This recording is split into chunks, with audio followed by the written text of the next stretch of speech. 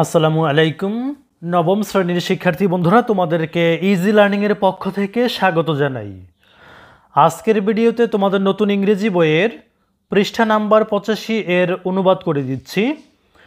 এখানে তোমাদের অ্যাক্টিভিটি 6.3.1 এটা সম্পূর্ণ সমাধান আমি করে দিব। তবে যেহেতু এখানে টেক্সট রয়েছে, এই টেক্সটগুলোর অনুবাদ করতে গেলে ভিডিও অনেক লম্বা হয়ে যাবে। সেজন্য আমি এই 6.3.1কে কয়েকটি পার্টে ভাগ করে তারপরে আপলোড করব। অর্থাৎ আজকের ভিডিওতে 85 পেজের অনুবাদ করে দিব, তারপরের ভিডিওতে 86 পেজ, পরবর্তী ভিডিওতে 87, 88, 89 পেজের যে কাজগুলো আছে সেগুলো করে দিব। সবগুলো একসঙ্গে করলে ভিডিওটা অনেক লম্বা হয়ে যাবে। তো তোমরা সবগুলো ভিডিও প্লে লিস্টে পেয়ে যাবে। প্লে লিস্টে গেলে তোমরা প্রত্যেকটা ভিডিও পেয়ে যাবে সিরিয়াল বাই সিরিয়াল। তো চলো এখন আমরা এই নোটটির অনুবাদ করে নেই।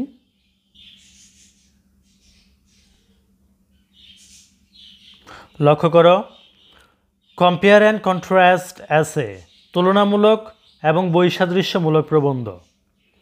Compare and contrast essay is a common type of academic essay writing topic. তুলনা এবং বৈসাদৃশ্য প্রবন্ধ সাধারণ ধরনের একটি একাডেমিক প্রবন্ধ লেখার বিষয়। Compare refers to exploring similarities between subjects, while contrast means to look at their differences. তুলনা বলতে বিষয়গুলির মধ্যে সাদৃশ্যগুলি অন্বেষণ করা বোঝায়, যখন বৈসাদৃশ্য মানে তাদের পার্থক্যগুলি দেখা। A compare and contrast essay explores the similarities and differences between two subjects to have some deeper insight into the two. একটি তুলনা এবং বৈসাদৃশ্য প্রবন্ধ দুটি বিষয়ের মধ্যে কিছু গভীর অন্তর্দৃষ্টি পেতে দুটি বিষয়ের মধ্যে মিল এবং পার্থক্যগুলি অন্বেষণ করে। In a compare and contrast essay, we either compare the two subjects.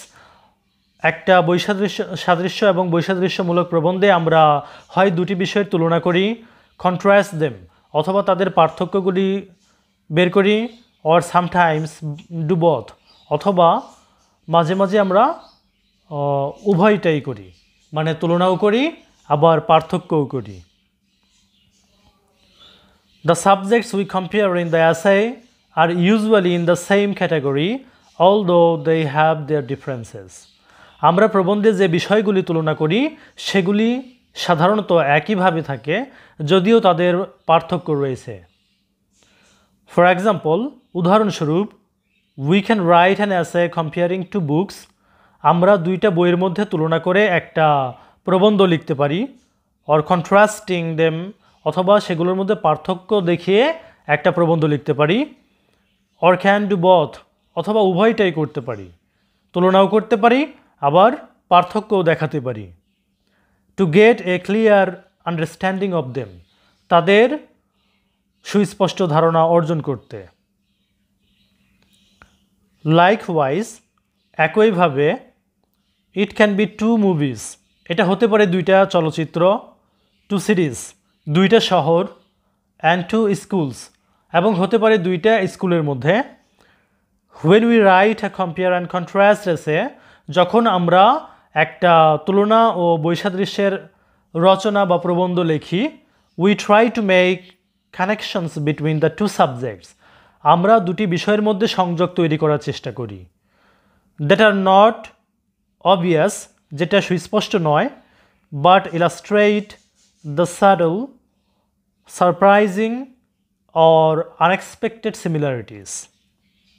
কিন্তু বিষয়গুলির মধ্যে সূক্ষ্ম, আশ্চর্যজনক বা অপ্রত্যাশিত মিল এবং ডিফারেন্সেস বা অমিল কিংবা পার্থক্য চিত্রিত করে।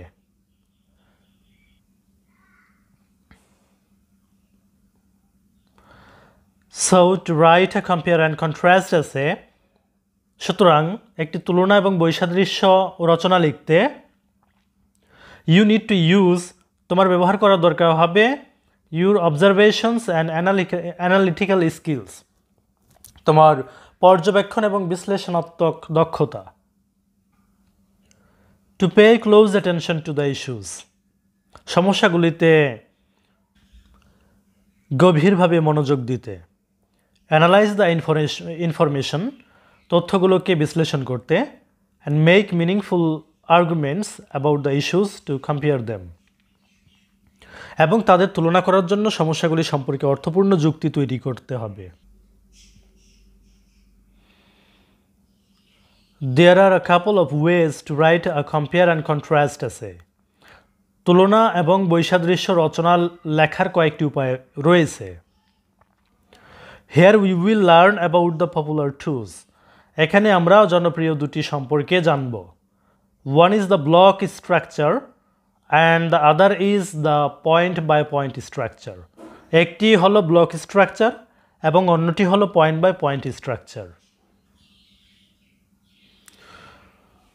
The block structure is a little bit easier to write than the point by point method. Point by point পদ্ধতির চেয়ে ব্লক স্ট্রাকচার লিখতে একটু সহজ। The structure includes an introduction. এই কাঠামোর মধ্যে একটি ভূমিকা থাকে, 2 body paragraphs, দুটি মূল অনুচ্ছেদ থাকে, and a conclusion, এবং একটি উপসংহার থাকে।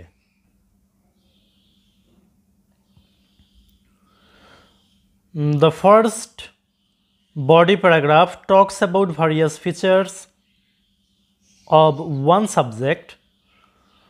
প্রথম অংশের অনুচ্ছেদটি একটি বিষয়ের বিভিন্ন বৈশিষ্ট্য সম্পর্কে কথা বলে। And the second body paragraph discuss the similar features of another subject. এবং দ্বিতীয় অংশ অনুচ্ছেদটি অন্য বিষয়ের অনুরূপ বৈশিষ্ট্যগুলি নিয়ে আলোচনা করে।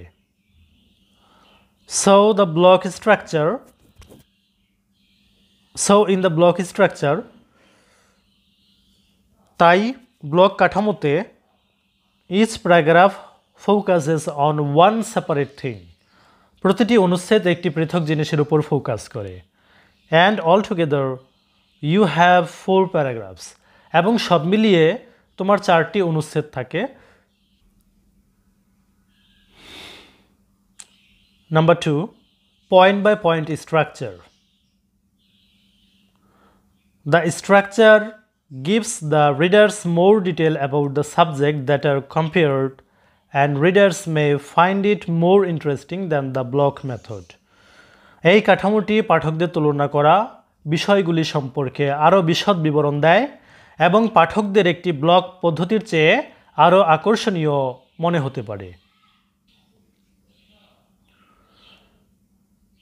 This method is a bit different from the block method, as in this mode you will get more than 2 paragraphs in the body. এই পদ্ধতিটি ব্লক পদ্ধতি থেকে কিছুটা আলাদা, কারণ এই পদ্ধতিতে তুমি দুটির বেশি বডি অনুচ্ছেদ পাবে। Each body paragraph talks about one point of comparison. প্রতিটি বডি অনুচ্ছেদ একটি তুলনা পয়েন্ট সম্পর্কে কথা বলে। For example, উদাহরণস্বরূপ, if the first paragraph talks about one point of comparison, যদি প্রথম অনুচ্ছেদ তুলনার একটি পয়েন্ট সম্পর্কে কথা বলে, the second paragraph will focus on a different point of comparison. তবে দ্বিতীয় অনুচ্ছেদটি তুলনার একটি ভিন্ন পয়েন্ট ফোকাস করবে।